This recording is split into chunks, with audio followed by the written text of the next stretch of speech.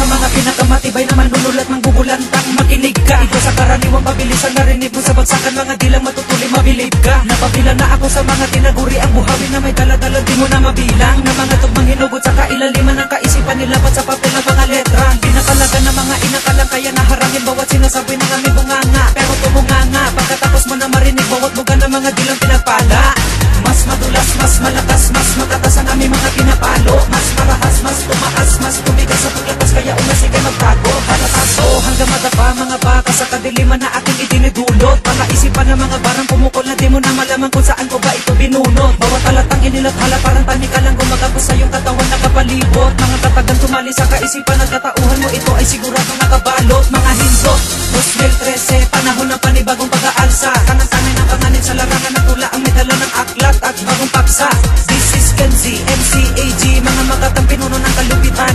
Mga pamatay na kung tawagin sa panulat at papel na di na kaya pang maabutan.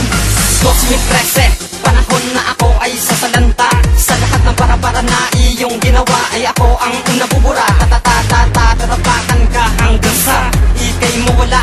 Dalawang makata na hinanap ang tunay na galing at panahon ng dumitar.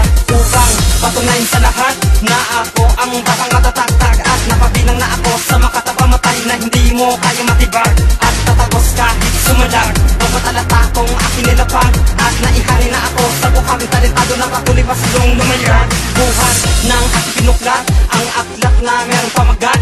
2013, MCAG at 2C at Istro Hat-Hat. Dalawang makatang pupulbos sa mga kupan na mga ikabos. Ako ang tanging dahilan na tanging pamantayan kung bakit ka biglang pinapos. Gulong sa mga pananong kong mga buktong na para sa iyo. Sulong sa mga pagguhong, mga tinatag mong para huminto.